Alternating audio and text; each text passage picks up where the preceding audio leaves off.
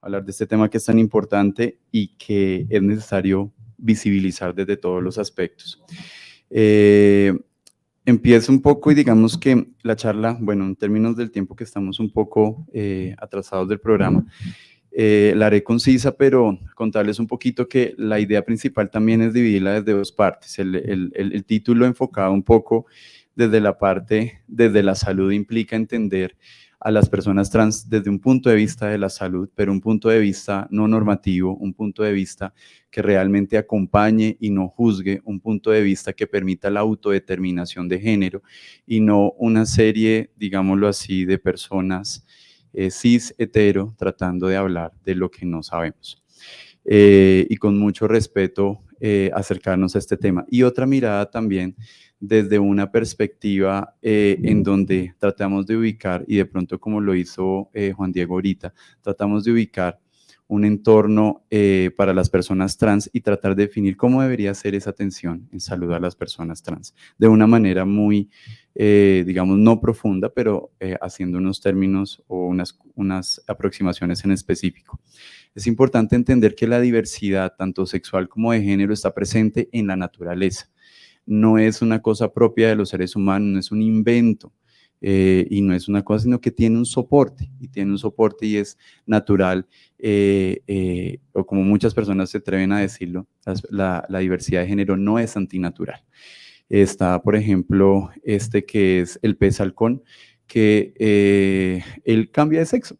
Él cambia de sexo y cuando muere el macho, la hembra más grande toma su lugar y toma su lugar en términos para volverse el macho del cardumen, del grupo de peces y tomar ese rol tanto a nivel de la misma especie como a nivel también reproductivo. Está también los caracoles, que los caracoles exhiben los dos genitales de ambos sexos y eso les permite tomar un rol dentro de la cópula en específico y también fecundarse mutuamente entre ellos. Está también, por ejemplo, el león americano, quien tiene comportamientos del otro sexo en definido. ¿Qué quiere decir esto? Que anatómicamente son machos, pero se comportan como hembras dentro de una manada. Y esto no tiene ningún tipo de repercusión dentro de la manada, simplemente se acepta como cualquier otro miembro. Al hablar de esto, saltamos precisamente a la especie humana, y hablar de la especie humana también nos implica hablar de las hijras. Las hijras son este tercer género que ya está reconocido por el gobierno de la India como el tercer género, o sea, ellos dieron el paso desde lo no binario, apoyados en la existencia de las hijras y que son este grupo de mujeres reconocidas con identidad de género femenino, nacidas en muchas ocasiones con un sexo de nacimiento masculino, pero con comportamientos e identidad de género completamente femeninas. Las hijras no son personas a todas luces, bueno, tal vez en este momento y desafortunadamente sí, pero son una casta, son un grupo poblacional con una connotación mágica, una connotación religiosa y una connotación de respeto y de mucho aprecio por muchas de las comunidades en la India. Las hijras usualmente son consideradas sagradas, son consideradas personas que bendicen los hogares, bendicen los hijos, bendicen los matrimonios, las uniones y que su presencia dentro de las celebraciones es considerada de buena suerte. Entonces, esto abro con este marco, ¿por qué? Porque es muy importante que podamos entender que, que la diversidad es la diversidad de género y las connotaciones que tiene esta diversidad de género son connotaciones puramente culturales y sociales.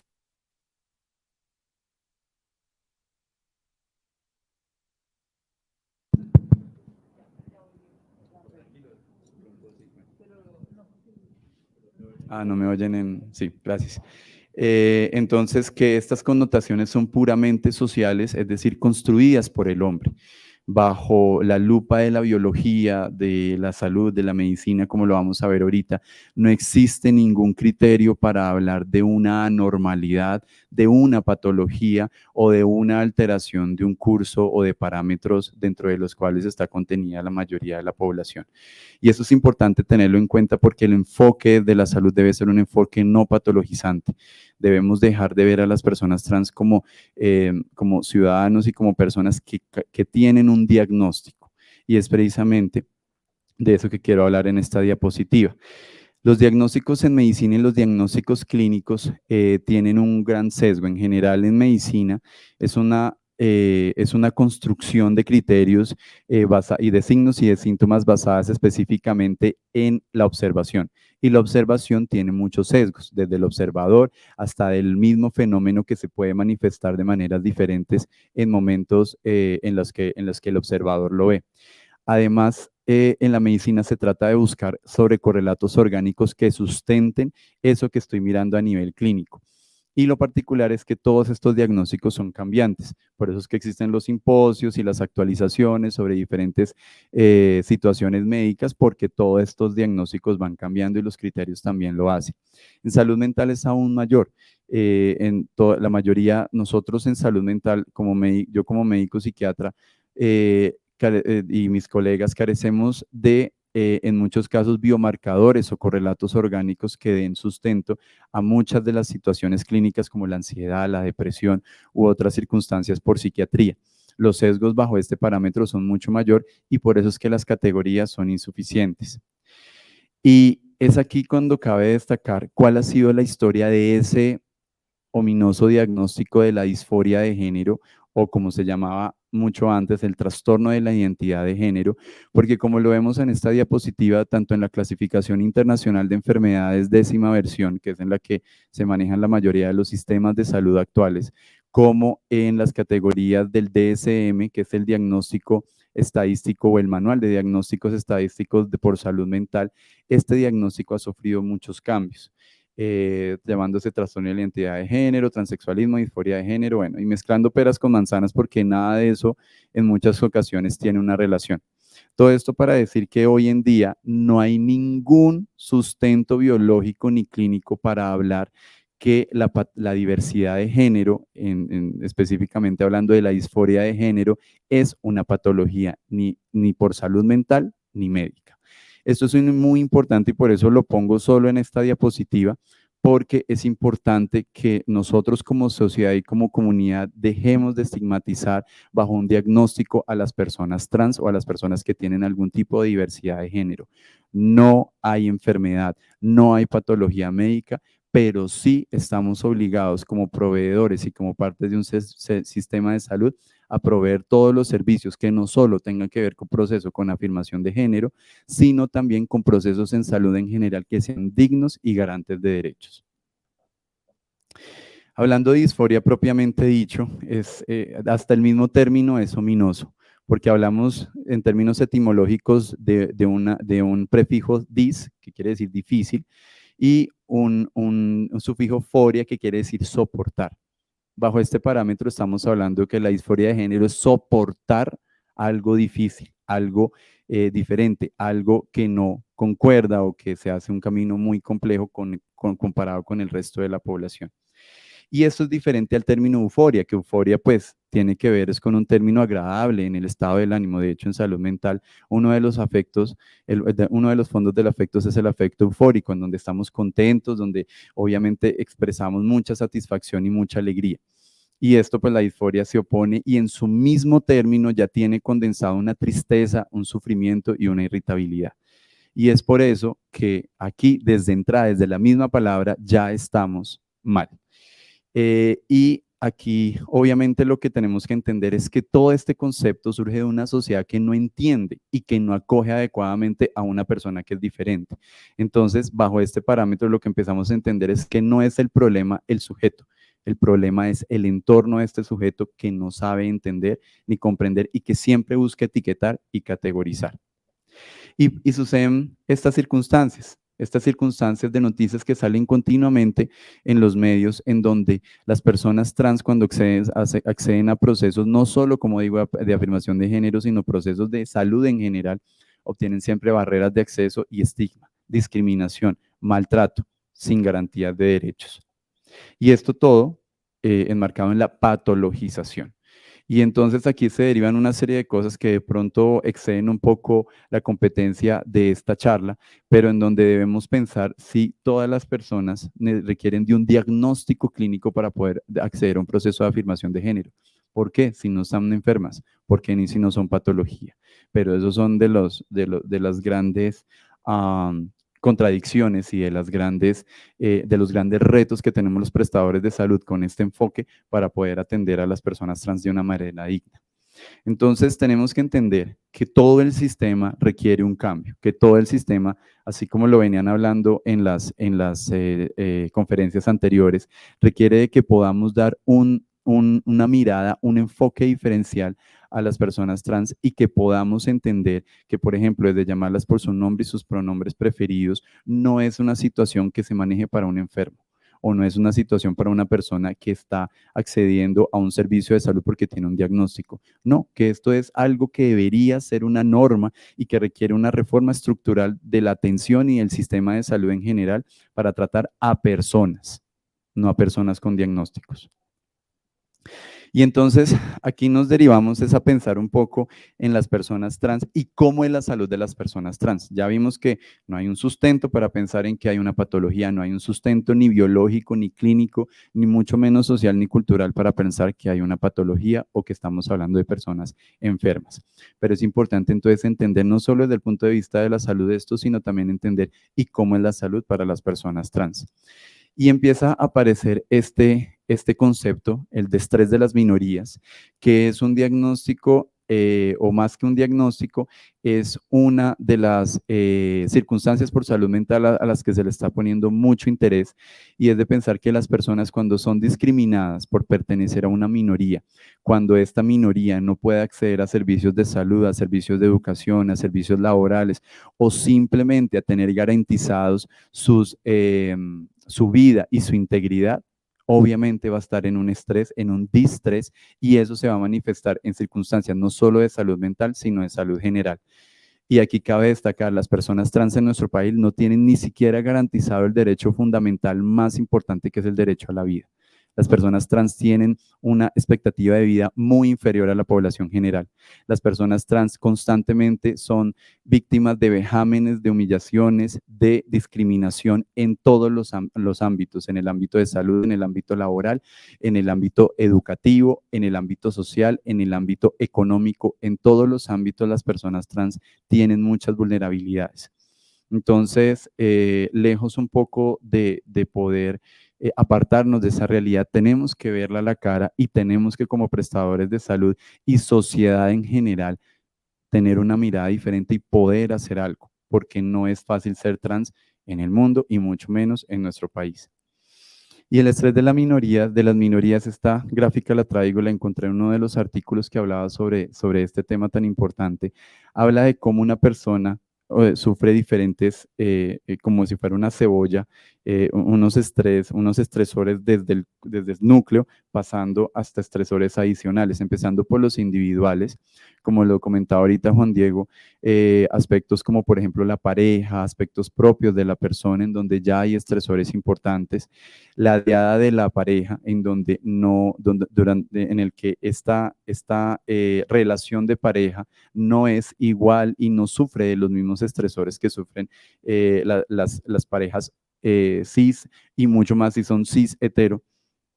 Los estresores interpersonales que ya tienen que ver con toda esa relación con el otro a nivel de pequeña escala, amigos, núcleo de comunidad, núcleo familiar primario y secundario, las instituciones en donde las instituciones, como desafortunadamente lo vemos, no son garantes de la mayoría de estos derechos, y una cultura en donde también está relacionada los aspectos en nuestro país y digamos que en Latinoamérica, lo que tiene que ver con la religión específica. Y eso sin hablar de lo que es, lo que implica la diversidad sexual en general, no solo la diversidad de género, sino la diversidad en orientación sexual en países no cristianos como lo son los países musulmanes. Entonces, es de entender que la población trans tiene aquí unos estresores y tiene unas particularidades que hacen mucho más difícil la simple garantía de los derechos fundamentales. Aquí hablamos también de los determinantes en salud y en salud mental, en donde están contemplados los aspectos biológicos propios de la persona, pero como les digo, ¿qué pasa con una persona si no puede acceder a servicios de salud? En donde, como se mencionaba ahorita, no asistimos a un servicio de salud porque, ¿para qué? Si no me si me van a irrespetar, si me van a discriminar, si me van a llamar por el nombre que no me gusta y por un nombre que ya no prefiero y que ya no me identifica. ¿Y por qué me van a tildar o me van a categorizar con un género con el cual no me siento identificado simplemente porque ese es el que figura en mi registro civil o en mi cédula? Entonces, claramente, aquí hay una vulnerabilidad y los aspectos biológicos de no poder acceder a servicios de salud también están presentes. En los propios del sistema de salud, cuando pertenecemos a una minoría, claramente no tenemos la misma oportunidad y la misma calidad de los servicios. En términos ambientales, claramente cuando estoy discriminado, cuando estoy en una violencia económica, cuando estoy en una violencia social, o no puedo tener lo mínimo vital para poder sobrevivir, mis condiciones de vida pueden ser precarias y eso también predisponerme a unas circunstancias específicas en salud y en salud mental. Y a eso sumémosle todos los aspectos sociales, económicos y culturales. Esto, digamos, es una realidad y la vemos aquí en nuestro país y en nuestra ciudad. Las personas trans trabajadoras sexuales son las más golpeadas por todo este tipo de determinantes y todo este tipo de aspectos económicos y culturales. La misma policía, la fuerza pública se convierte en uno de los agresores más importantes para las trabajadoras sexuales trans. Y eso es una realidad que se visibiliza poco y que cuando se visibiliza no pasa nada. Todo esto influye también en la salud. Entonces tenemos maltrato en la atención de salud, tenemos una ausencia de confidencialidad donde la historia clínica de la persona trans se vuelve de corrillo y chisme de pasillo en el hospital o en la institución en salud, se vuelve un entorno discriminante, un entorno estigmatizante y lo más importante y lo más doloroso es que carecemos de un personal entrenado para poder garantizar una atención digna en los servicios. Y aparece este término que es dolorosísimo y el término de la transfobia, en donde no solo se comprende o digamos que se define a través de la negación de los derechos para las personas trans, sino la negación de su propia existencia. Cuando personal de salud llama en una sala de espera a una persona trans por su género y por su nombre con el que lo identifica, estamos negando su propia identidad, estamos negando su propia realidad y no hay nada más difícil que le nieguen a uno la existencia. Es como si a uno lo mataran en una sala de espera de una institución en salud. Y esto obviamente se traduce en barreras de acceso al trabajo, en maltrato y en dificultades en general, como lo son el acceso a los servicios de salud pertinentes y oportunos. Y también, desafortunadamente, esta transfobia se traduce en una ausencia de un marco jurídico y legal que logre ser garante de derechos. Hemos avanzado como país en el papel para que haya una legislación que respalde a las personas trans en todos estos aspectos, pero desafortunadamente el mecanismo vinculante y ejecutivo de estas normas jurídicas aún es muy precario y por eso se siguen presentando todas las circunstancias que he mencionado a continuación. Y quiero cerrar en estos aspectos de salud con algunos ejemplos muy pequeñitos de transfobia. ¿Y por qué? Porque así como pasa con los machismos, existen los micromachismos y existen algunas frases, algunas cosas inconscientes, eventos, situaciones, chistes que a veces hacemos y no nos damos cuenta que también son fóbicos. Y en este caso, por ejemplo, hablar de por qué solo aceptamos los cuerpos hegemónicos, porque únicamente aceptamos a las personas trans que han completado transformaciones en su expresión de género binarias. Sí, la de la izquierda es la actriz Isabela Santiago, reconocida actriz trans, que ha protagonizado incluso algunas producciones en nuestro país. Y la de al lado es una persona trans que no ha tenido la misma suerte ni de contar ni con el dinero, ni con la suerte para que su foto en internet de donde la saqué pudiera tener el nombre para saber quién es. Eso de entrada ya es algo que nos pone a pensar acá y se constituye en transfobia porque solo las mujeres trans con expresión de género y transformaciones binarias son socialmente aceptadas. Porque, por ejemplo, como pasa en el caso de, olvidé el nombre, su apellido es Ponce, de esta mujer trans que fue Miss España, porque esta mujer europea, blanca, rubia, bellísima, es aceptada, y por qué tenemos olvidadas a la comunidad trans de Santuario Antioquia, que tiene una herencia indígena, que son las mujeres, es una comunidad indígena de mujeres trans, y por qué esta mujer, esta reina de belleza sale tanto en los tabloides, y por qué estas mujeres trans indígenas no son visibilizadas bajo ningún parámetro, y por qué rechazamos todo lo que sea no binario, porque no podemos permitir una expresión de género en donde la misma persona sea la que se autodetermine y no sea una sociedad o no sea el personal de salud quien la autodetermina, porque no podemos combinar, porque no simplemente podemos ser lo que queremos ser, sino que nos toca hacer lo que nos dicen que nos tocó ser. Porque la transfobia también se manifiesta en el personal, perdón, en los entornos laborales, porque estas encuestas son encuestas que cada vez aparecen con mayor eh, em, frecuencia en los medios, y es en donde a la persona trans se le denigra y se ignoran sus posiciones profesionales solamente por el hecho de ser trans, porque hay sobrecarga laboral a las personas trans, porque hay disminución en los salarios, porque hay intimidaciones en los lugares de trabajo para las personas trans, porque se les excluye de reuniones no solo laborales, sino también sociales de los mismos entornos laborales, y porque se le asignan labores que inferiorizan el valor de cada persona, porque solo podemos visualizar una persona trans en términos de labores relacionadas con la estética o la peluquería. Eso es discriminante, y ahí es donde aparecen estos microepisodios o macroepisodios de transfobia.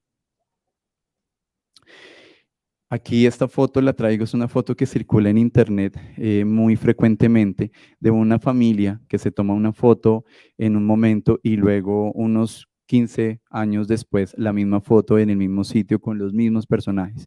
Y claramente vemos uno de los integrantes de esta familia que sufre una transformación muy importante con el paso de los años.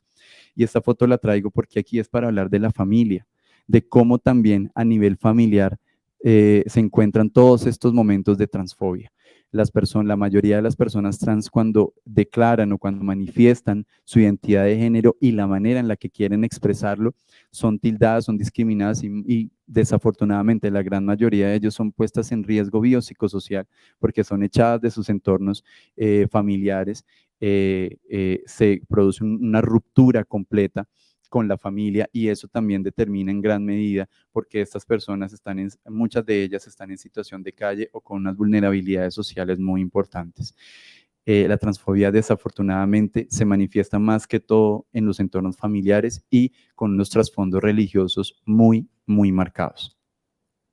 Porque no hablamos de las transmasculinidades y de las maternidades transmasculinas, porque solo podemos entender la maternidad desde una identidad de género femenina, y porque nos cuesta tanto entender que un hombre también puede ser mamá, y porque no puede tener un hijo. Y esto es de lo más discriminante, y porque en general las transmasculinidades no se visibilizan, porque únicamente miramos los tránsitos hacia la identidad de género femenina.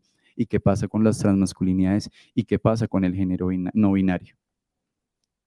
¿Y qué pasa también con estas que son las madres que se convierten, estas personas mayores en su mayoría, se convierten en las madres de las personas que no tienen un doliente, en esas madres de las comunidades trans, en muchas ocasiones en barrios vulnerables y en barrios en donde se ejerce el trabajo sexual? Estas madres, la madre Cindy que aparece en esta foto, es la quintesencia de ese apoyo que existe dentro de la comunidad trans en ausencia de un camino o de un apoyo que haya a nivel gubernamental ni a nivel social para acoger y respaldar a las personas trans. Porque tienen que ser otras madres, que qué lindo que hayan estas madres, pero porque tienen que ser otras madres y no la propia. las que las personas trans, a las que acogen a las personas trans. Y esto todo para hablar precisamente en términos de salud de la calidad de vida. Y en términos y en estudios muy específicos, desafortunadamente las conclusiones son que la calidad de vida es menor en población trans. Como les mencioné, no solo disminuye la expectativa de vida, sino disminuye también la calidad de vida. Hay experiencias de estigma y discriminación que impactan este indicador y desafortunadamente esas cifras son mucho peores en países en vía de desarrollo. Y pues por eso es que es importante proponer cambios en la legislación y más que cambios en la legislación, psicoeducación a la sociedad. Las normas, como les mencioné ahorita, existen en nuestro país, pero la diferencia o la imposibilidad de poder ejecutarlas es porque aún no hemos gestado un cambio específico en la sociedad. Entonces, y aunque mis conclusiones son ominosas, la última de ellas trata de cambiar un poco el panorama, pero es de entender que no existen entornos seguros para las personas trans ni en el mundo ni en Colombia. Los servicios de salud todavía son insuficientes y carecen de un personal entrenado específicamente para la población y, como les digo, para una atención que sea garante de derechos. La transfobia es una realidad latente, incluso de maneras muy sutiles y debemos estar muy pendientes para no reproducir eso. En este momento, después de este simposio, ustedes también van a reproducir todo eso de la idea de no tener estos micro episodios o macro episodios de transfobia y que realmente lo que más necesitamos, aparte de visibilizar y que haya un cambio jurídico, lo que más necesitamos es un cambio en el pensamiento individual que impacte lo colectivo de la sociedad. Muchísimas gracias.